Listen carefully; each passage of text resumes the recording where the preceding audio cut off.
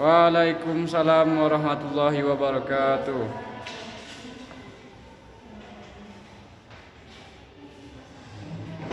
Bismillahirrahmanirrahim. Assalamualaikum warahmatullahi wabarakatuh. Waalaikumsalam warahmatullahi wabarakatuh. Bagaimana kabarnya hari ini, Anda? Alhamdulillah, luar biasa, Allahu Akbar. Masya Allah, semangat sekali ya. Ya Bu.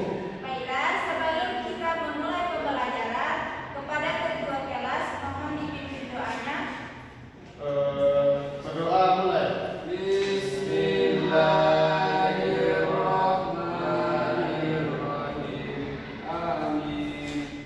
Baik, selanjutnya Ibu akan mengecek kehadiran dari anak-anak Ibu pada hari ini. Novia Putri Nanda, Nabila, Astia Mutia, Islam Fadila, Rahman Al-Zikri, Adi Saputra, Reza Yolanda, Alfi. Masya Allah, berarti di antara anak-anak Ibu semuanya hadir ya pada hari ini.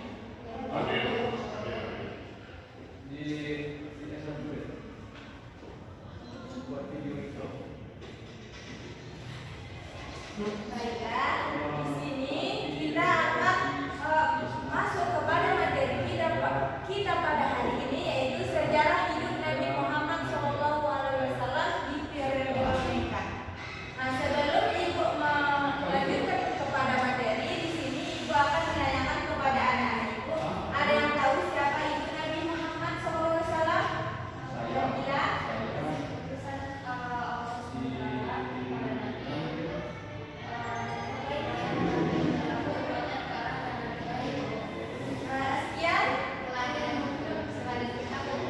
Nah, benar sekali. Dari Apes kepada teman Anda. Jadi dapat Ibu membuat bahwa Nabi Muhammad di sini adalah utusan yang diperintahkan Allah Subhanahu wa taala kepada kita, untuk yang dimana Nabi Muhammad di sini diperintahkan untuk memperbaiki akhlak manusia, yang dimana sebelumnya itu akhlak manusia itu seperti akhlak tercela, yaitu pada masa zaman jahiliyah. Kemudian setelah datangnya Nabi Muhammad SAW di sini, maka tugas Nabi Muhammad itu adalah untuk memperbaiki akhlak manusia. Lanjut, masuk kita kepada tujuan pembelajaran kita pada hari ini adalah yang pertama, yaitu menjelaskan latar belakang kehidupan Nabi Muhammad di Mekah. Kemudian yang kedua yaitu mendeskripsikan peristiwa penting dalam periode Mekah. Kemudian yang ketiga, meneladani sikap dan perjuangan Nabi Muhammad dalam kehidupan sehari-hari. Masuk kita kepada materi yang pertama, yaitu periode Mekah, yaitu kelahiran Nabi Muhammad dan silsilah Nabi Muhammad, yang dimana Nabi Muhammad itu merupakan lahir di Mekah pada tahun gajah, yaitu pada 12 Rabiul Awal pada tahun 571 Masehi, yang dimana pada tahun tersebut merupakan tahun gajah. Kemudian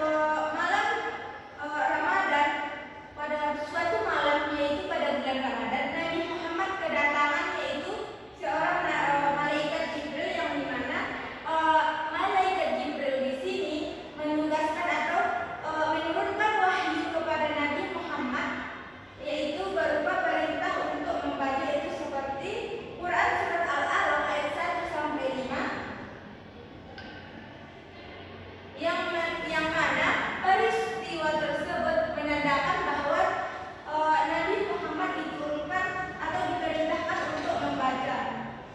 Pada peristiwa tersebut Nabi Muhammad disuruh oleh malaikat Jibril untuk membaca Iqra. Kemudian Nabi tidak menyatakan saya tidak pandai membaca. Kemudian malaikat Jibril menugaskan kembali yaitu Iqra. Kemudian Nabi dalam kondisi gemetar. Kemudian secara otomatis Nabi dapat membaca dari ayat suci yang telah diturunkan pada saat itu. Kemudian sesampai turunnya wahyu kepada Nabi Muhammad di Gua Hira tersebut, Nabi Muhammad kembali ke rumahnya, yaitu mendatangi Siti Khadijah, yang dimana Nabi Muhammad memerintahkan Siti Khadijah untuk menyelimutinya, yang dimana badan Nabi Muhammad pada saat itu dalam keadaan gemetar, dan setelah itu Siti Khadijah menyelimutinya. Setelah Siti Khadijah menyelimutinya, maka Nabi Muhammad mengatakan bahwa dia didatangi oleh seseorang yang tidak dikenal. Kemudian setelah Nabi Muhammad menyatakan dia didatangi yaitu malaikat Jibril tersebut, maka Siti Khadijah tersebut membawa Nabi Muhammad kepada kerabatnya untuk menyatakan bahwa Nabi Muhammad telah didatangi orang yang tidak dikenal yaitu malaikat Jibril. Dan pada saat itu setelah Nabi Muhammad didatangi kepada kerabat dari Siti Khadijah tersebut, maka kerabatnya tersebut mengatakan bahwa orang yang mendatangi Nabi Muhammad tersebut adalah malaikat Jibril, yang dimana itu merupakan malaikat Allah yang menurunkan wahyu atau mengatakan bahwa Nabi Muhammad ini nantinya akan menjadi seorang rasul. Selanjutnya, setelah pemaparan dari ibu tadi, ibu akan membagi anak-anak ibu menjadi dua kelompok, yang perempuan menjadi kelompok satu dan yang laki-laki menjadi kelompok dua. Dan di sini ibu akan memberikan dua kasus, yaitu kepada kelompok satu yaitu tentang tantangan dan tekanan pada dakwah Nabi, kepada kelompok dua yaitu teladan perjuangan Nabi Muhammad. Nah, di sini nanti dari anak-anak ibu akan menampilkan jawaban dari kasus-kasus tersebut ke depan. Ibu beri waktu 5 menit.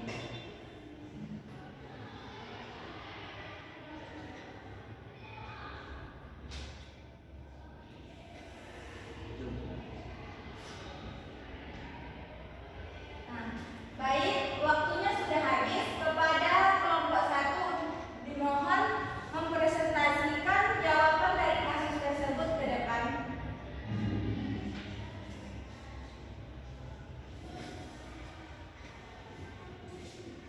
Baiklah, di sini kelompok satu membahas tentang tantangan dan tekanan dakwah Nabi Muhammad. Yang pertama, Nabi Muhammad menghadapi tentang penolakan kaum Quraisy, yang dimana mayoritas kaum Quraisy menolak dakwah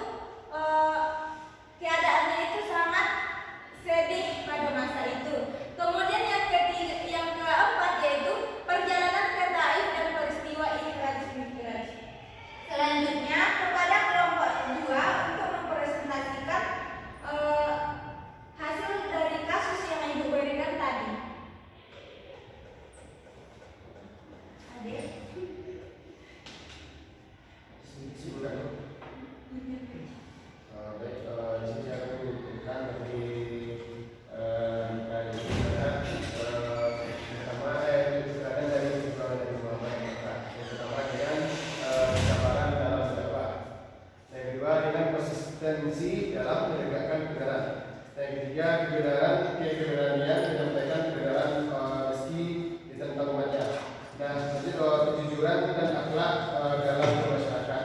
Sekian saya berikan. Terima kasih kepada Ananda Ade, dari Apus kepada teman Ananda.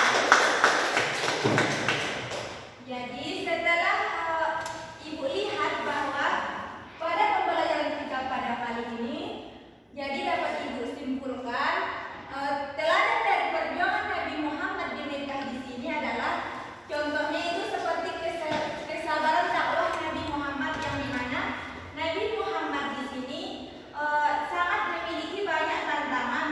Maka kesabaran Nabi Muhammad tersebut dapat kita contoh dalam kehidupan sehari-hari.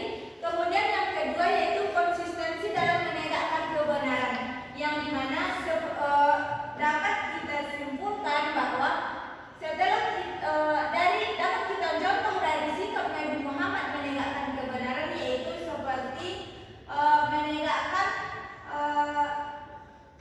dakwah tadi. Dia menyeru kepada keluarganya terlebih dahulu, maka tidak memaksakan kebenaran tersebut kepada yang lainnya. Kemudian keberanian menyampaikan kebenaran meski ditentang. Nabi Muhammad di sini tidak pantang menyerah dalam menyampaikan dakwahnya kepada umatnya. Kemudian yang keempat yaitu kejujuran dan akhlak dalam bermasyarakat, yang dimana tadi Nabi Muhammad merupakan orang yang sangat dipercayai pada masa tersebut. Maka dapat kita contoh bahwa setelah dapat kita contoh dari kejujuran Nabi Muhammad tersebut agar kita itu mudah dan dapat dipercayai orang-orang lain. Selanjutnya Ibu akan mungkin sampai di sinilah pertemuan kita pada kali ini. Selanjutnya Ibu meminta kepada anak-anak Ibu membuat bit mapping dan resume terkait materi kita pada hari ini, dan di minggu depan dikumpulkan. Dan apabila ada kata-kata yang salah dari Ibu mohon maaf. Wabillahi taufiq wal hidayah. Wassalamualaikum warahmatullahi wabarakatuh. Waalaikumsalam warahmatullahi wabarakatuh.